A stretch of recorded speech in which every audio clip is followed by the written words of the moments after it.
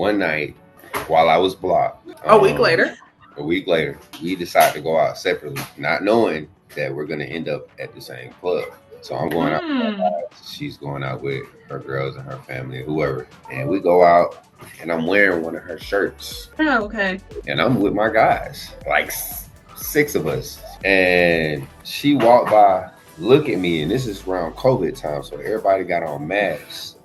But I know who that is. And she looked like a double look and went to the bathroom. Came back out.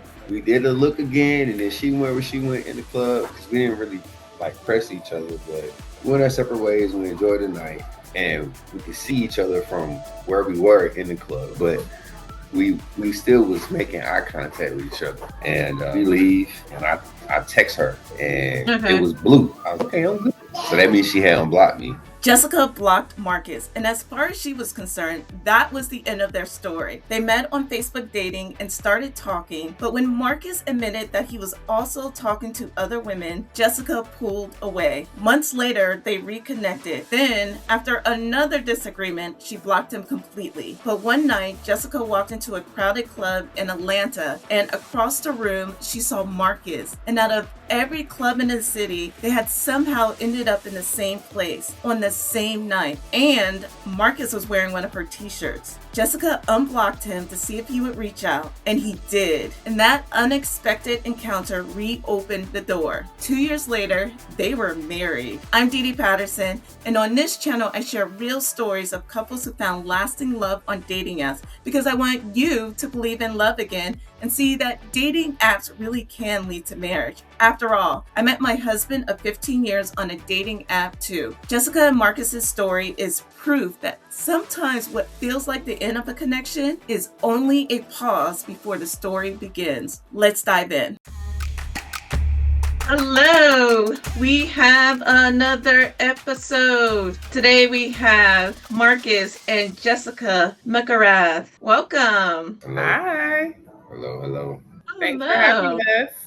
Thank you. Yeah. So let me go ahead and start with the first question. So what do you both do for a living? So I work as a program coordinator for my day job, and my actual main job is I have a business called the Clarity and Coordination Code, where I help executives thrive in chaos. So I turn chaos into clarity. So I work with a lot of executives as EA or virtual assistant and doing event planning and things like that. Nice. Okay.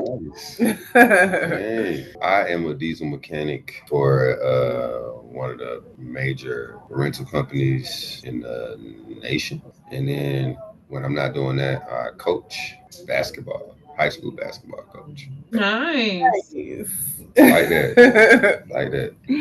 Mm-hmm. Okay, good. All right. So how long have you guys been married? Married 4 years. 4 years? Yes. 4 years. Okay. 4 years and counting. Okay. And then what site did you meet on? Facebook dating. Facebook Yes. dating. Facebook dating app. Yes, we did. That's one of our So funny. Okay. That's one of our top ones. So another Facebook dating couple. Wow. Yeah. Okay, Facebook dating Okay. with the married couples. So how did you meet? Who wants to go first telling your story? Ladies first. So I had only been on Facebook dating for maybe like a month when I met Marcus.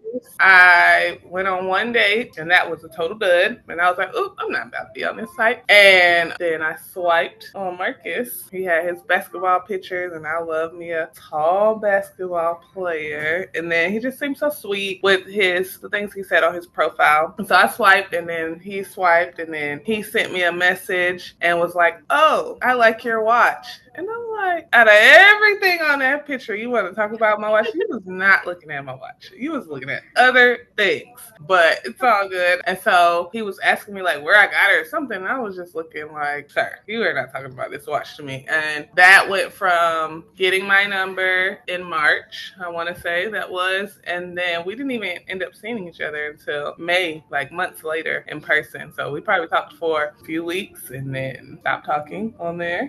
And I'll let you continue. So my version is, hey, I was on Facebook dating app. I think that I went on maybe 1 or 2 dates. I was looking for like casual friendships. I didn't know what I was looking for, to be honest. I was just on there just trying it. I'm like, I didn't even know Facebook had a dating app, so I was just kind of trying it out and came across Jessica's profile.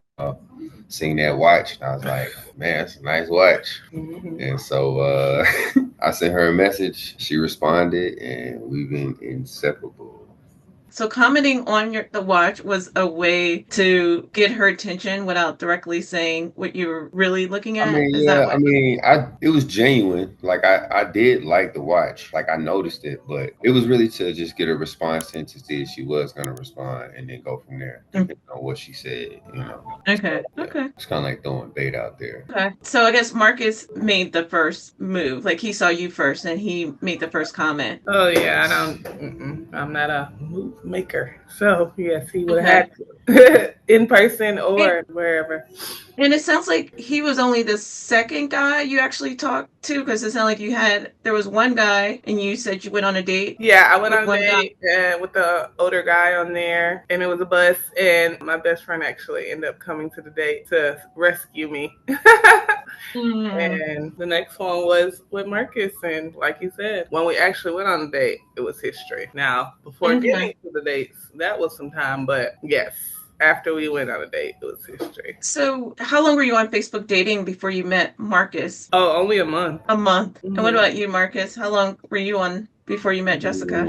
Probably a few weeks. I had just got it. I had just downloaded that part of the Facebook app. Like, I didn't know about it. So when I came across it, I had been seeing it, and I was like, it's a little. I don't know if I'm gonna get with this. And then I just tried it, and I was like, oh, okay, yeah, this legit. Okay. Probably a few weeks. Probably a few weeks, and then Jessica only a month. And then Jessica, you said what stood out about Marcus was that he was like a basketball player, and you like tall men. I love tall guys, and just like the stuff that was on his profile wasn't no cheesy foolishness like most of the guys think. Oh, don't come to me if you want X, Y, and Z. Like, I automatically feel like when people put that stuff, like you want somebody to mention those things, and he did it. He was putting on his profile that he's about his family and his basketball career and good friendships, all things that minus basketball that I'm about. So I was like, okay. Let's see what he's talking about. Okay. And for you, Marcus, what stood out about Jessica was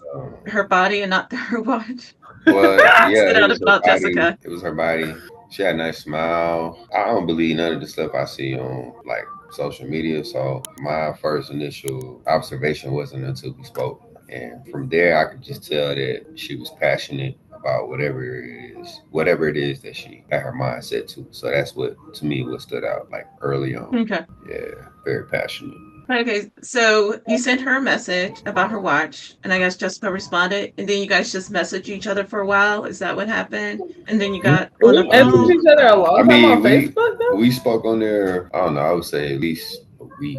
Did we? Okay. I was about a week. Close to a week, if not a week. It wasn't long. It wasn't long, and then got them digits. Then from there, it was like, all right, I'm just reeling it in. But yeah, we just was texting, calling, FaceTime, and all that. And eventually we got to a point where we linked up in person. So that part, that initial like meet and greet, I guess you could say, it didn't really last. It was like, I would say under 3 weeks as far as like getting the app, talking on the app, and then exchanging numbers. Oh yeah. Okay. Yeah, that part was pretty cool. That was pretty, probably over the span of like 3 weeks. It was a seeing each other in person that took a while. Yeah, that part took a minute. Okay, and then Jessica mentioned that you guys didn't talk for a while, or there was a gap somewhere. What happened there? Go ahead, tell them. So when we go back, so that was 2020. In 2019. Before the new year, I said, in 2020, I'm just going to go with the flow, and I'm just going to, because I'm a list girl. I have all these rules and all the things. I was like, I'm going to let it all go. Besides, I had this rule that you had to be 6'5" and taller. I was never letting that go because I'm a tall girl. So I was like, I'm not leaving that one alone. But all the other ones, I said, okay, I'll release that. So when I met him, I was asking him like questions, just generic questions. And so I said I was going to go with the flow, but I also didn't want to talk to somebody who was talking to other people. So I asked him directly, I said, are you talking to other people? And he was like, yeah. I was like, okay, cool. So I stopped talking to him. Oh, okay. Yeah. Okay. Couple of questions there. So first, what are each other's heights? I'm so curious. I'm 5'9" and he's 6'6". Okay, so he. Technically, I'm 6'6" and 5'8". Technically. So. Okay, so you are taller than 6'5". Yeah. Okay. Yeah. And then, Jessica, did you know that most people on dating apps are seeing other people?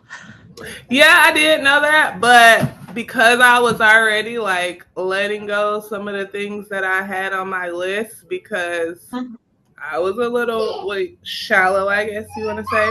So I like tall, light-skinned guys with curly hair and that were like huge. Think the game. That's the type of guys that I like. And Marcus is the total opposite of that. Besides, he's tall and he has the beard and all that. But I was like, I'm already letting go things on my list. And you're talking to other girls? Like, no. So that was my thing. Mind you, and at the time, I wasn't talking to any guys at the time. So I'm like, I'm not talking to nobody. And you're talking to people, well, go be with whoever you're chatting with. I ain't know about What were you saying? Yeah, he didn't know about the list. Yeah. I mean, honestly, at that point, I would have been like, yeah. I mean, at the time, I think I told her I was talking to like 2 or 3 other girls, but it was nothing serious with none of them. Like it was all like surface level, you know. So as far as like entertainment goes, I was entertaining probably like 3 or 4 women at the time. And I wanted to be honest with her. That was my. So you know, she said she had this list and she was trying to do this. That my main thing was just being honest, like full disclosure. Yeah. And I appreciated the honesty because he's like, oh, well, you want the honesty, and then you didn't talk to me. Yeah, because that's a choice. You told me what you said, and so I got to choose if I want to do it or not. No, you shouldn't. No, you shouldn't. No. Okay, so you stopped talking to him when he was honest. How long did it take for you guys to start talking again? And we didn't talk again until May. So that was the March to May? Yeah. But I still was texting her. Yeah, he was still texting me. I was just ignoring him. I was just, you know, not 100% ignoring me, but it was limited. It was like selective what she was responding to, but it wasn't much. And then I guess one that she gave in. What were you texting her? Were you doing the "How are you doing" text, or what were you texting? You know, I mean, it was a little more genuine than just how you. It would start off with "Hey, how you doing?" or "Good morning," or "Hey, beautiful," or you know, maybe I'm being funny. It just depending on how I felt that day and what was going on, but it was consistent. Okay. Yeah, it was consistent. And then when she responded, what was she saying? She was short, dry. She was acting like she didn't really want to talk, but I was at the time. I think I was asking like open-ended questions. So you gonna have to say something, or you just not gonna respond. But I'm getting her, which is what I wanted all along. Okay. Yeah. So not reaction or response. So every now and then she would answer your question. I would say from time to time, like if I send her a text Monday morning, she might respond Monday afternoon or Monday evening. You know what I'm saying? Okay. It wouldn't be like priority for her versus in the past before she cut me off. It was like a priority. If I text her at 8:01, she texts me back 8:02. So when we hit that when she ran into her roadblock with me, yeah, it was kind of like prolonged. I'm gonna just hold her by a string or whatever.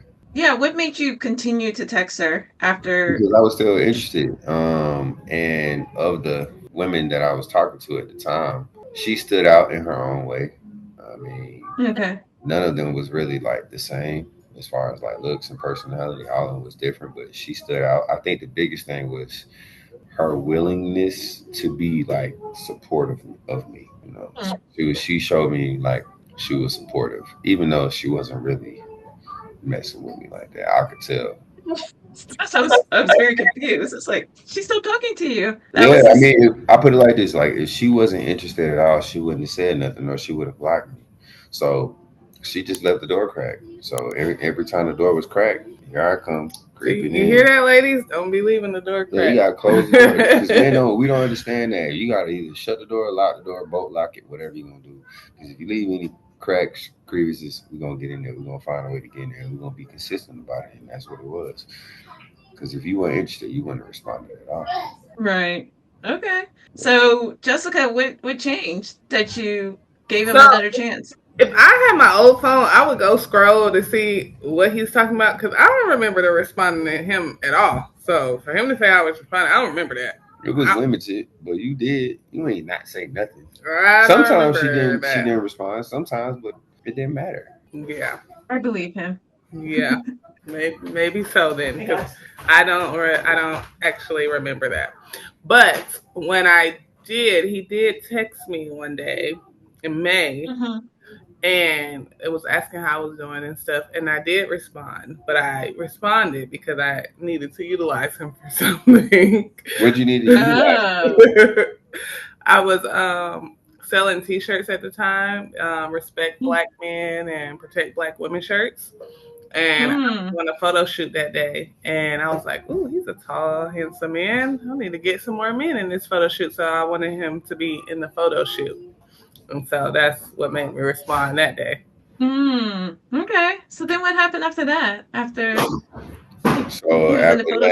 I remember that day. She texted me and I'm about to get off work and she was telling me like, hey, come pull up on me and come say what's up. I want you to do this photo shoot, blah, blah. And I'm like, I'm not really in a position to be doing that right now. Like I look crazy.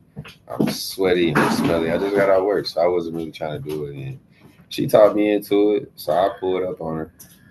And actually, I don't even remember taking no pictures. I just pulled up on her, just off the string. And we hung out for a cool minute.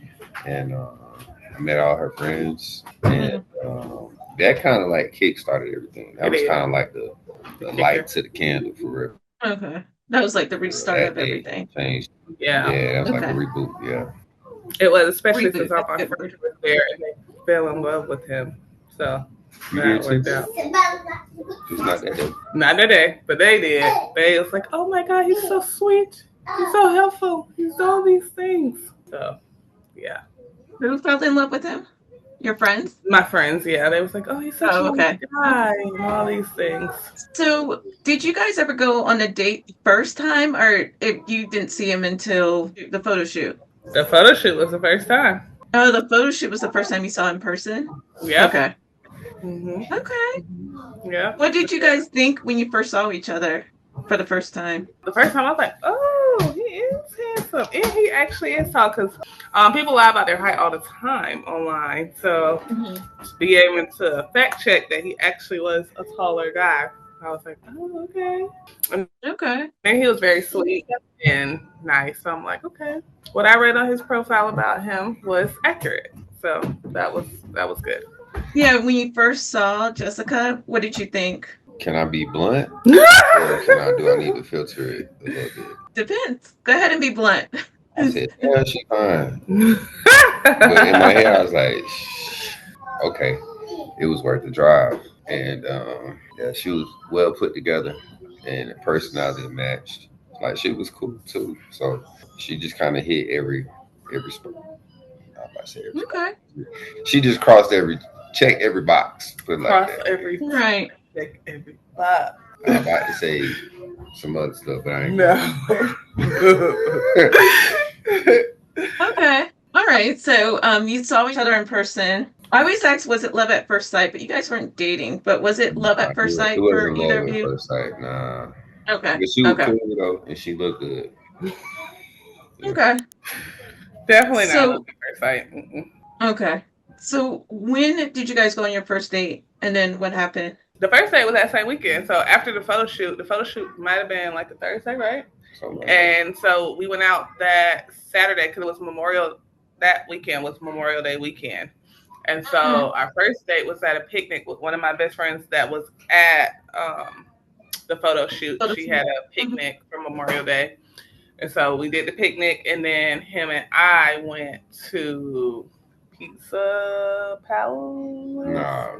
Pizza Bar, something like that. One of those places, a pizza bar. Spot. Yeah, pizza spot, something like that. So Jessica and I went there after the picnic, and after that, we were literally together every day. Wow. Why were you together every day? What was so good about that date that you guys decided to be with each other every day since then? We had another pause. I'll let Marcus tell you about that. But I don't know. It's just great energy. He just had really, really good energy. I always told him, since I saw him around his friends and his family, I was like, I love your heart. Like, if somebody could love other people the way that he loves people, I was like, ooh, what would he do for me? Like, how would he love me? How would he take care of my heart when I see how he takes care of, other people? So that was like one big thing for me that made me want to be with him all the time. Even kids, I had a son at the time. I still have a son. But I had a son who was 10 at the time. 10. And other kids just being around him, kids love him. And so that was big for me because I always said that whoever I marry, they got to accept my son. So just watching him interact with other kids, I was like, okay, he might be a keeper. And then I want to say we might have posted each other on social media. And so many people inboxed me about Marcus because we're actually from the same area and just never saw each other. So it was like, oh my God, Marcus, he's such a great guy. He has such a great heart. Like, everybody was saying that about him. Like, oh my God, he's so nice and all the things. So that just confirmed it for me too, because I'm like, other people are seeing what I see about him. It's like, okay, he really is genuine. Okay. And what about you, Marcus? Why did you want to see her after that? Like I said earlier, it was a support thing. So at that time in my life, like I was coming back from playing ball internationally, and I was kind of going through something like mentally where like kind of like battling myself, but I'm physically not able to do what I was able to do in the past. Okay. And I think my father had been deceased going on 5 years at the time. So I was just in this, I don't want to say crisis. I was just in this mode where I needed support. I needed some type of support. And you said you were depressed. She said that. He was. Yeah, he did. I didn't feel depressed, but I'm not going to say I wasn't, because maybe I was. But she just gave me that support like all around. So like if I called her, if I texted her, if I needed something, if I wanted something, if I didn't want nothing, just hanging out with me, my friends, my family. She was just there. I would just say to put it in one word, support. And that was big for me. Okay. Yeah, that was big. Okay. And then how long did it take for you guys to become exclusive? I would say like November. Yeah. Probably like November. Okay. So that was our part of our backwards journey. Yeah. So like 6 months later? About 6 months. Yeah. Okay. And then Jessica left. So of course I have to ask why. Why did you? Well, so Marcus, I don't know. He like he said, he was doing the basketball thing and he was injured, but he always wanted to go back to overseas to play basketball, which is something I just wasn't with. He would tell me like randomly, like, oh, I'm gonna go play basketball, or I'm not trying to be too serious because I plan to play basketball. So after I think he told me that after the second time, because you shouldn't let people tell you more than once. So after the second time, I was like, okay, bet, I got you. So I started talking to other people. I was like, okay, so cool. Okay. And so he absolutely did not like that at all. And then I think on his birthday, he wanted to do like this guys thing for his birthday. Like they were going to dinner and they were going out to the club and all of these things, but I was not invited or included. We did spend his birthday together, but that evening it was his little guy thing. And so I ended up feeling away because a girl that I wouldn't even say friends with, but cool with, she had got cool with him too, because my friends, they're always around me. So she was taking her son because he cuts hair too. So her son was getting his hair cut and all these things. So they had got cool and she was like, oh, my brother, he's my brother. So her boyfriend got invited to go on the guys club thing. I wasn't invited, so I felt away. And so I stopped talking to him. And that time I actually blocked him. I was like, nope, not dealing with you. And plus I was talking to other people, so I'm like, whatever. And yeah, you can finish. So that blocking thing was kind of crazy. And this is kind of how, you know how they say, like, when you know. So right. One night while I was blocked. A week later, we decided to go out separately, not knowing that we're going to end up at the same club. So I'm going out with my guys. She's going out with her girls and her family, whoever. And we go out, and I'm wearing one of her shirts. The okay. Black men respect black women. Yeah. And I'm with my guys, like 6 of us. We be, and she walked by, look at me, and this is around COVID time, so everybody got on masks.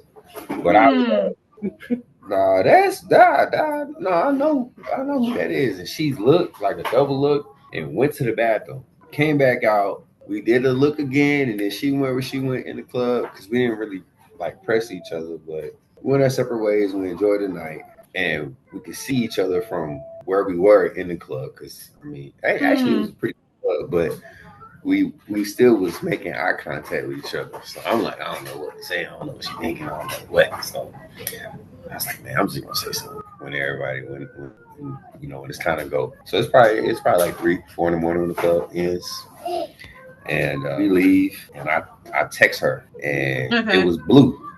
I was okay, I'm good. So that means she had unblocked me, because if you got an iPhone, then it's green. Oh, okay. Okay, I did not know that. You know that? Okay. Yeah, so it went through, delivered, and once I seen the message was delivered, I was like, okay, I'm straight, and I can't mess this up. And so after the club, we ended up meeting at a gas station. So we talked for like 3-4 hours, maybe longer, and we both had a good amount of drinks. Her more than me, and because she went to the bathroom like 12 times during that conversation, literally. Okay. 12 times. And so I was like, man, I'm gonna follow you home. Make sure you get home straight. Like, make sure you're good. And so when I got there, man, we ended up chilling for a little bit, and man, we went to sleep. And what was crazy is we woke up to all these missed calls and text messages, because my guys and her girls and her family and my family was worried about us, because nobody had heard from us, because her phone died, my phone died, and we went. And so and the last they knew, we wasn't talking to each other. Yeah, so the last thing they know, I ain't messing with bro, I ain't messing with her girl, blah blah. And excuse me, from that moment it was like, okay, now we good. We made it to the next step. And that it just let me know, like, all right, to me it was like, all right, it's meant to be, because how in the world does that happen? How is it that Atlanta is a big city, but it's small, but it's big. So how, out of all the clubs on a Friday or a Saturday night, do we end up in the same club? And then, honestly, when I texted her, I didn't think she was going to hit me back. I didn't think it was going to even go through, because I knew she had me blocked. And when it went through, I was like, okay, well, shoot, maybe she feeling, generous or graceful or whatever. But it worked, and I unblocked him at the club, because I was like, that's so weird that he's in here. Okay. If he texts me, then that might mean something. So I only to see if he was going to text me. Well, I thought you said Elise told you to unblock me. That too. One of my best friends who was with me at the time also told me to do it. So I was like, okay, I'll do that. So I guess it was right. And then after that, you guys became exclusive, like soon after that, or how long did it take? Yeah, soon after that. It was like exclusive, like, it had to been like November. Okay. When you guys saw each other at the club, did you guys feel feelings for each other when you guys were staring across the room at each other? I mean, I think she did, but she too cool. She with her people, so her personality is, even if she feeling that way, she's not gonna show it, or she's gonna try not to show it. But I pay attention, so I think she was, but that's just my opinion. But I don't know. Are you feeling anything, Jessica? I was, but I was not about to let him know, and I definitely wasn't trying to look his way, because I'm like, nope. Yeah, she definitely was trying no to avoid attention. all eye contact. And here I am. He sure You was. see me because every little time that I happen to have to be that way looking, he was looking at me. Yeah, you can't miss me. I can't remember what I was wearing that night, but you can't miss me. I'm not talking about the shirt. I'm talking about just overall. Yeah, you're wearing her shirt. No, he's talking about the other stuff like hat and pants and shoes. Oh, okay. But that is what I didn't even notice him at first when I walked in, and we weren't even supposed to go in that club. We had, because my cousins were in town, so we had been club hopping that whole night. And so the last club, I was supposed to meet another one of my cousins there. And so I was like, "Oh man, I'm tired. I want to go home." I had told everybody I wanted to go home, and Marcus doesn't know this part, but I was just going in there to go to the bathroom because the little security was like, "Oh, it's going to cost." I don't know what he was saying. I was like, "I'm not paying to get in here. I'm just going to the bathroom and we're leaving." And so while I was walking to the bathroom, all I saw was that shirt. And I was like, who in this club would be having my shirt on? And I looked up and it was I this think you guy. had on some shorts, white and orange, not white, gray and orange shirt. All white shirts. With the chucks, right? All white shirt and white and black Yeezys with jean shorts. Okay, Yeezys. But I was like, who has this shirt? Oh, I was just like shocked. And then when I saw it was him, as soon as I went in the bathroom and walked out, because I tried not to look at him again on the way out, I had told my best friend, I was like, oh my gosh, guess who is in that club? I was like, we're definitely going in. We're definitely going in. And she was like, he's in there? Like, what is the chances of that? Because before that, his brother had just texted me because, like you said, I had already been around his family and stuff like that. So his family wasn't blocked. He was just blocked. So I was like, that is just so random. It's just like so random. Very random. But I was glad he texted me, though. Definitely. So you thought not expect, because if we hadn't seen each other at that club, I would have never talked to him again. He would have stayed unblocked for the rest of eternity. So then once you knew he was there, it was worth paying the money to get in? Yeah, it was worth it in. Yeah. She probably didn't even pay. I didn't, but it was worth going in. It was worth going in. Even if she didn't pay to get in? Because I know her. Oh, okay. Okay. I mean, all right. So you get pay, it was for a drink or for like a section or for something like that. But to get in, she not paying for that. Most of the time, most clubs women get in for free anyway. So, but she didn't pay to get in. And it just so happened that was a really popular club because what club was it? I don't know. Never been back I know where again. it's at. Never been back again. That was my first time and last. But it was a lot of people that I knew in there that night. A lot of people. My friend's husband was there. I knew the DJ there. So I ended up not paying for anything, actually. So I know. Didn't pay for anything. So then after that, you guys became exclusive. How long did it take for you guys to get engaged and then married? Probably like 2 years. Because we met in 2020 and we got married in 2022. Yeah, so but we didn't get engaged before we got married. We got married we got married first. No, you got married. Okay. So basically, we did a lot of stuff backwards. We did everything backwards. We got an unorthodox marriage, but basically, we had been talking about marriage after we had been exclusive for some time. And I'll be honest, she was kind of pressing it a little bit. And I was wanting it, but in my head, I was like, not sure because of all the things I've heard about marriage. And, my parents have been married for 33 years before my dad passed. But anyway, I was just like skeptical of marriage, not necessarily her, if that makes sense. But we decided to get it low, and we went to the courthouse, and we got married. And for a year, we didn't tell nobody but her mom and my mom. So for a year, we just, oh, that's my boyfriend, that's my girlfriend, whatever. No, we weren't. We were saying we were fiancés. We were saying it? Yeah, because we had to propose. Oh, yeah. Yeah, everybody thought we were just engaged because he proposed after we were married. So people just thought. It was all like a facade. Like, yeah, because he never actually proposed. I still wanted my proposal. Yeah. Oh. Yeah. Why didn't you tell anybody you were married? Marcus doesn't like to tell people his business. And so it's like our little secret. So I was cool with that. We'll call it exclusiveness. And at the time, I wanted it to feel like we was doing it because we wanted to do it and not for the general public to see and be like, oh wow, and congrats, all that stuff, man. I just wanted to feel and know that all right, hey, we locked in. So And it just for being me, us. it was my choice to be like, hey, we ain't gonna tell nobody. You can tell one person, and I can tell one person. She was like, well, I'm gonna tell my mom. I was like, me too. So we good. And 'cause I know she ain't gonna tell nobody, and your mom ain't gonna tell nobody. And so that's what we decided. But yeah, I just wanted that.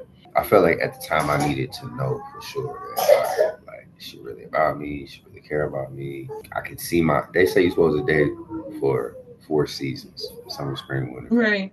And so that kind of covered it for me. So I got to see the good, the bad, the ugly, and so on and so on. So it was like strategic in my head, but it didn't make sense on the outside. But I didn't care if it did, Nope. Okay. What made you start telling people that you were married? I mean, yeah, after a while. Well, we were planning a wedding, so people already knew that we were getting married because we got married in April. He proposed in July, and then we started planning a wedding because we didn't have a house. That was 2 years later. Yeah, we had just got a house, and we got married in our house. So just us and the minister. So when we got engaged, of course. She a minister? Yes. I thought she was just an officiant. All right, cool. So then we started planning, having wedding plans and stuff like that. But how it ended up coming out that we were already married, I don't remember. Probably because we did things backwards. So what he didn't mention is that, and it wasn't right after Pumpkin. I just thought about that. His birthday is in August. So that whole little spat of us not talking was his birthday, and then a week later, which would have been September, we started talking exclusively, but not with the title. She ain't like that. Yeah. And then I got pregnant in November. That's how we did the whole boyfriend, girlfriend title. We weren't dating other people, but we just weren't boyfriend and girlfriend. We were just only talking to each other. And really, it really didn't matter because I used to, when I was telling people about dating, I always used to say the boyfriend girlfriend title means nothing. And I still believe that. It means nothing. You're either somebody's wife or husband, or you're just friends. Like it's not in the Bible that somebody's your boyfriend. When you go, and I used to tell him that when you go to the doctor, when you check off stuff, because when I was at my doctor's appointments, it didn't say your boyfriend. It said your spouse or your separated or, all of those things. Right. And other wasn't even on there. So, and then people were still like trying to talk to me. So they would ask me, do you have a husband? I'd be like, no, I don't have a husband. He hated that. I was like, but you're not my husband. Like, I don't have a husband. And so that was a thing. So that's how we got the title of boyfriend and girlfriend, because, I got pregnant. So we said, okay, well, we'll use the boyfriend and girlfriend title. But at that point, we were already exclusive anyways. And so when our daughter turned 1 year old, we were already married, but we did the whole proposal on her first birthday. Okay. In our house. Okay. In our house, yeah. We had her birthday party. It was tons of people there. And so we did the proposal there because I kept telling him, even though we're married, I love being surrounded by family and friends. I love them being involved, where he's more so, I just want to be me and you and all of that. So I'm like, okay, I gave you the me and you when we got married, but I want the whole, oh man, my friend, she got engaged. I was there. I wanted that. So he gave me that. Okay. What were you going to say? He said he what? Still didn't want it. Like, he didn't want to do Oh, he still didn't want it. Yeah, he didn't want to do anything. But he also did the big wedding that we had 2 years later. But he had more fun at the wedding than I did. Okay, good. So then, what do you like about Jessica now that you've been married to her for a few years? I'm gonna just talk about who she is, not like the titles of mother and wife. Jessica, the person, she's very caring. Okay. Especially if you're on her good side. If you're on her good side and y'all cool Leon Good. She's that breath of fresh air. She's that light that is in any room, even if it's already light in that room. She's gonna bring that energy. There's something about her. I guess the kids say aura. She kind of got Okay. aura about herself. Confident. She just kind of got like that it factor. Like she's intentional Mm-hmm. with her actions, with her words. And when she's not, she's not. So it's not like you gotta figure that part out. It's blatant, right? And then she's just one of those type of people. Like we'll just put it like this: like if you're on the team, you want her on your team. Mm-hmm. You don't want to be on. You don't want her on the other team. And so that's. Hmm. And I'm an athlete, former athlete. And so for me, all right, I needed her on my team, but this is a 2-person team. You know what I'm saying? So, but yeah, she just well rounded, and like if everything I thought and wanted to see, she pretty much checked out. Everybody got their areas of improvement, but for the most part, Mm-hmm. she checked most of the boxes. So, Good. What about for you, Jessica?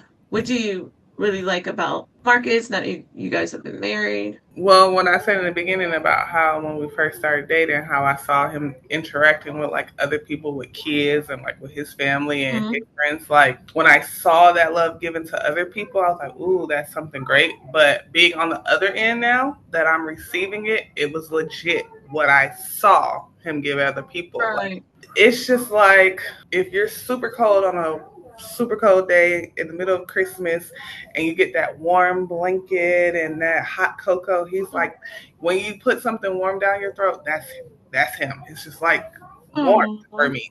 It's like I'm putting on something warm and I never want to get out of it. But he's just literally genuinely a sweet, good person. Like I still, you know how they're like, oh, you should see everybody mad. I've never seen him be mad. Like, and I'm the opposite of that. I can go to 0 to 100 like super quick. Whereas him, you can poke and poke and poke, and he's still gonna be just calm. You poke me not even an inch of a nail, and I'm gonna explode. But I really feel like God put us in each other's life because we're so opposite in that way.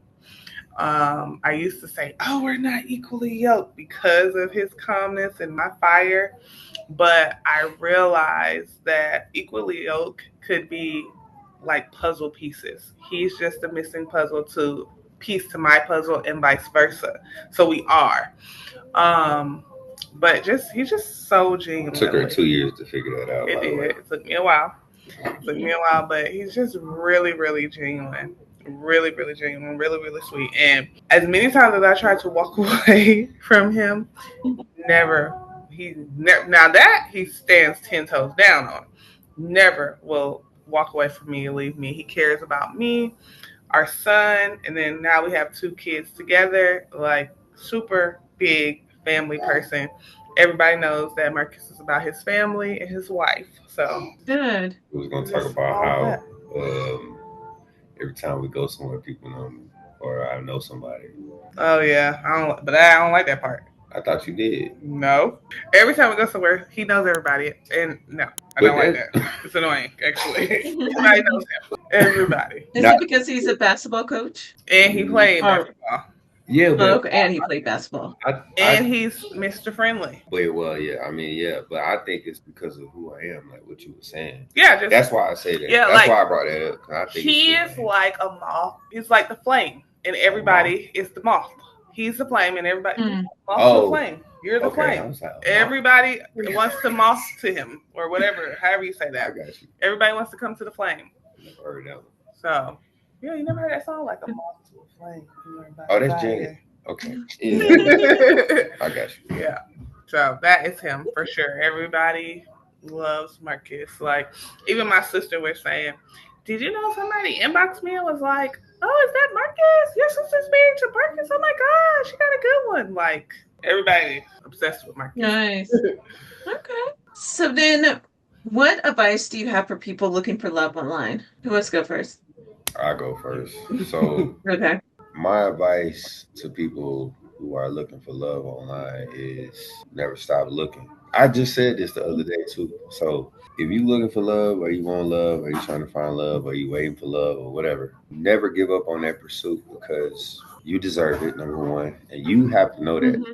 In order for you to know that, that means you have to love yourself. So you have Right. to love yourself enough not to give up on something that we call love, and Something you deserve. something you deserve. Like, love is what keep us together outside of communication. Like, it's love. It's a love for something or someone. Mm-hmm. So if you giving up on that, then you pretty much giving up on yourself. So if you're in pursuit of love, just never give up. Just be relentless about it.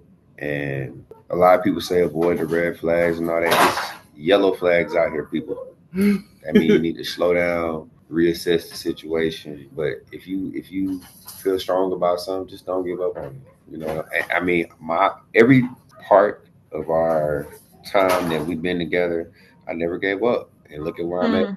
So we 6 years in now. And had I gave up the first, I don't know how many times I could have gave up. Man, plenty. But if I would have gave up, then I'm failing myself. Right. That's a trickle effect. I'm failing everybody around me. Just never give up on loving yourself, which equates to you finding love. Just never give up. Mine would be specifically when it comes to like being online. It's like it's gonna be a whole bunch of boogalooks. It's gonna be a whole bunch of them, tons. Because before I even got on Facebook dating, I used to be on what are those sites? Hinge, Black. No, I ain't never been on no. You went too far. Tinder and OkCupid. That's what they were called. Yeah, Oh, I've never been on Hinge or Black, whatever you're talking about. Yeah, okay. I had all of those at the time. I ain't had none of that. But I do know that during that month, I was like, ew, swipey, like, oh my God, no. But just like to your point, continue, because you never know. That right when it's like a meme where they have this man who's digging the mine, digging, he's getting tired. So one guy stops, but the other guy keeps going, and that little blessing is right there. So I equate that to being on online dating. Matter of fact, my best friend, I told her to get on Facebook dating. She's like, I'm not getting on there. And she got on there, all boogawoogs. And then I was like, you shouldn't have got off. You need to get back on there. She got back on there, and now she's getting married next month. So it works. It works. You just get what you put in. And so if you want it to be easy and just come right away, and I guess it might have seemed like it's easy for us because we were only on there a month, but imagine the times that we were on dating sites just in general. Like, I was on Facebook dating for a month, yes, but I had been on Tinder for years prior to meeting him, and OkCupid and all those stupid things. So I just said continue. Fish too? I was on Plenty of Fish. Just keep at it. Keep at it for sure, because it's easier these days for busy people, especially like me and you, to go online and meet that person. Just gotta be honest and open. Right. Is this both of your first marriages? It's not mine. This is my only marriage. Yes. It's your only marriage. Okay. Yes. Okay. And then how long would you say, Jessica, you were on dating apps before you found Facebook dating? How long do you think you spent on dating apps? Oh my God. A lot of years. Years. I think everybody that I ever dated, as far as after I got married the first time, was from online. Oh, okay. So, yeah. Okay. So I was already used to the online dating situation. Okay. Where were your girls from, Marcus? His probably was from Mexico and being fans of his basketball. Moment of honesty. I had a little bit of this and that everywhere. Like I was open-minded, so where I went where the wind took me. Yeah, but did they come from online or were they in person? Both. Most of the time? That's what I mean by that. There you go. So I might have met you online. I might have met you in person. I might have met you through a friend, a family, or whatever. However it appeared. Mm-hmm. Okay. And then how long do you think you were on dating apps? Oh, I haven't for at least 7 years. No, how long were you on the apps though? About 7 years. Oh. You know what I'm saying? I was only dating, so and I was gonna continue dating until I met someone that I felt was worth more than just dating. So yeah, I was Yeah, on that. Mister, I'm not getting serious. Yeah, that's yeah, yeah. At least 7 years. Let me see. Wow. I was Okay. single before I went overseas. I went over there like 2014. So it He's had to only been had two girlfriends in life. For like real. women that I can say, yeah, that was my girl. So yeah, maybe longer than 7 years. I had been single for a while because I got hurt. So I was like, forget this. I'm not doing that. You got hurt by a woman. Yes, Yes, emotionally. both Oh, okay. both times. Emotionally. So my heart was like broken. But I think Okay. that was good for me though. I do too. Yeah, I think it was good for me because I learned from it. Good. Yeah. Learned from both of Okay. them. It was like it's like strike one, strike two. You know what I'm saying? You know baseball. You get 3 strikes, man. You out. So Right. hit home So run. then she's your home run. She my home run. Okay. Okay. So then what marriage advice do you have? Who wants to go first? You can go first this time. Marriage advice, I would say, and this is probably his answer. I stole it from him. Don't compare your marriage to anybody else. Like whatever Okay. your person has is what you have, and so marriage looks differently. And I learned that being with my husband that it just looks differently. So what we have going on is what we have going on. What the next person in their marriage has going on is there. So start at a foundation, and whatever you build from that is what you build from that. And we always laugh and joke with each other like we're so unorthodox, but that's what makes us tick. Like most people be like, "Oh, you had a baby first?" And yep, we did. Oh, you guys got married and then you got engaged? Yes, we did. And we had been married 2 years before we had our big wedding, and found out after the wedding I was pregnant with our son. So it's like Hmm. everything is just topsy turvy, and that's just out. That's how we like it.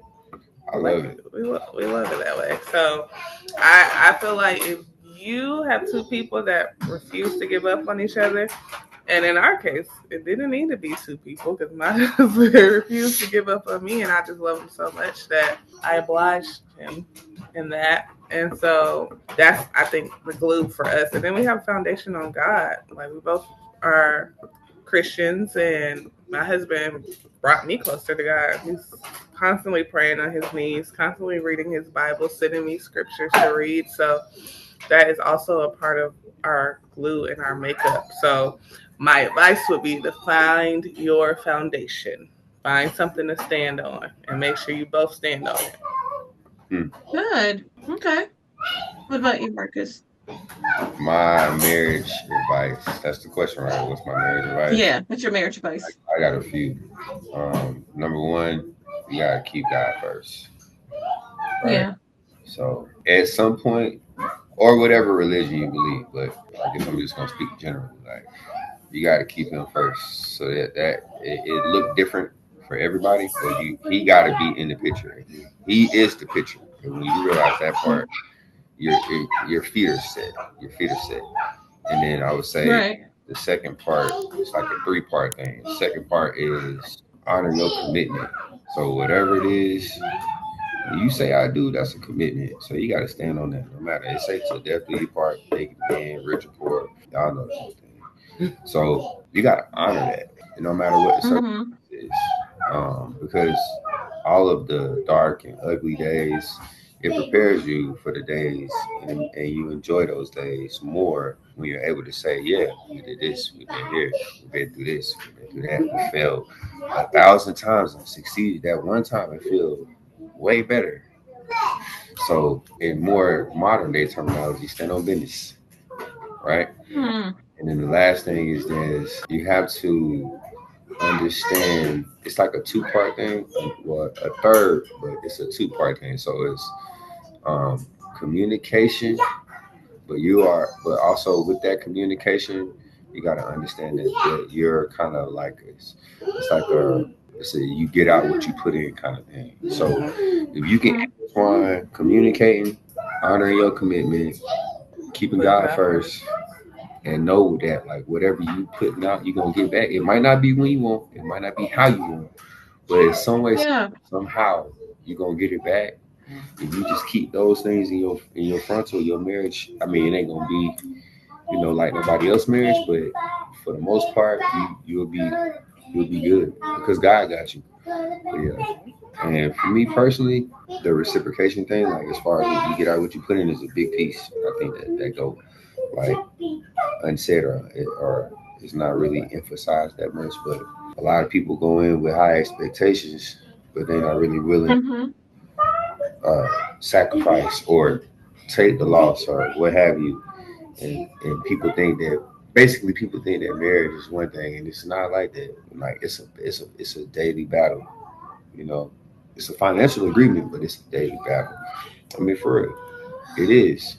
It's definitely a contract, but it's a daily battle that you don't know what the next day gonna look like. So if you got those four things that you keeping in your mind every day, you're gonna be straight. Right. Yeah, you're gonna be straight. Okay. Good. And then the last question: what is your favorite part about being married? Who wants to go first? I'll go first. I'm sure. Okay. Favorite part about being married? Well, for the man, I think it's different. And it took me a minute to grow into this, but I would say being able to like provide and protect, because my provide and my protect don't look like the next man providing. So something I had to learn and grow into. But if you asked me that question 2 years ago or 4 years ago, I would have said something different. But for me now, it's being able to say, I'm doing this, I'm taking care of this. So I mean, yeah, I have my little things like my vices, me. But overall, being able to say, my family can trust that that dad got him or my husband got him, and we doing it like as a unit. So I mean, like she said several times, I'm big on family. Like that's big for me. So my favorite part is just being able to.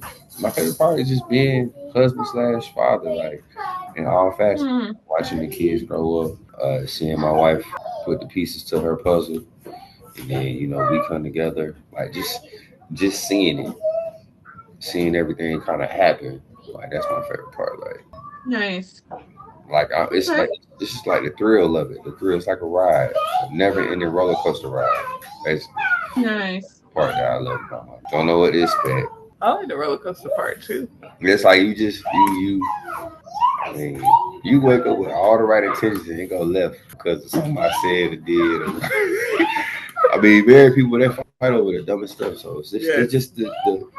I think it's like some kind of adrenaline rush. It's like a little adrenaline rush. I don't know what to expect tomorrow, but I have my expectations, and then the next person is probably thinking somewhere along the line the same thing. So that's the part. It's just even with the kids that throws a curveball in it. So I guess that daily challenge, rewarding challenge. I say that a lot. It's like a rewarding challenge. That's my favorite part. My favorite part is I said all those words to say. My favorite part about being married is that it's a rewarding challenge. I knew that answer before you said it because you always say that that's your favorite part. It's a rewarding challenge. But I was going to let you do your thing. I appreciate that. My favorite part of marriage is doing it together. I think that's my favorite part because for so long it was just me and our oldest son when I was a single mom. And so to have like a teammate here, I think it's like my favorite. And like I said, he's so calm. So last week, I got into a spat with my family and he didn't raise his voice when he was talking to them. Not me. Nope. He just stayed. I call him like the dry eye guy. Dry ice guy. Just stay monotone, relax. Even if you're fussing, he's not going to fuss back with you. And so I told everybody during that weekend, I was like, that's why God put him here to calm me, So that's like my favorite things because he's like the only person who can get me where I need to be. So that's my favorite part. He's like the big cameraman, like, shh, babe, shh, I got this. And trust me that he does have it. And he did have it. So it's my favorite part. Very good. Thanks so much for watching. If this story inspired you, don't forget to subscribe for more real life love stories from couples who met on dating apps. And if you're ready to find your own person, I've linked some free resources below to help you get started. See you in the next video.